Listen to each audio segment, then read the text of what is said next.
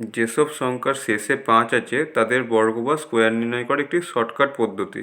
প্রথম অঙ্ক আছে কি 25-এর স্কোয়ার মানে 25 × 25। তো আমি কি করলাম, লাস্টের দুটো 5কে আমি গুণ করে দেবো, গুণ করে আসছে 5×5 = 25, বসিয়ে দিলাম 25। এবার কি করব না, প্রথমে ওপরে 2 যেমন আছে 2 থাকবে, নিচে 2-এর সঙ্গে আমি আরও 1 যোগ করব, হবে 3। এবার এই 3 আর ওপরের 2কে গুণ করে বসাবো 6, হয়ে গেল 625। তো আমার 25 × 25 করলে উত্তর হবে 625।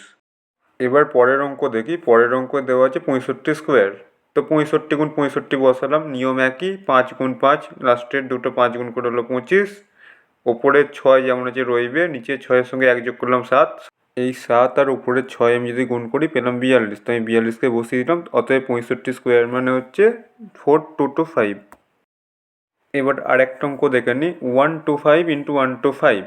তো একই নিয়ম, লাস্টের দুটো 5 গুণ করলাম, হলো 5×5 = 25। এবার নিচের 12-র সঙ্গে 1 যোগ করলাম, হলো 13। এই 13-র সঙ্গে আবার কি করব না, 13-র সঙ্গে উপরে যে 12 করেছে 13 আর 12 গুণ করব, গুণ করে পাবো 156। অতএব আমাদের অ্যান্সার হবে 15625। 4 নম্বর অঙ্ক, 85-এর স্কোয়ার হলো তোমাদের বাড়ির কাজ। সবাই কমেন্ট করে জানিয়ে অ্যান্সার কত হবে।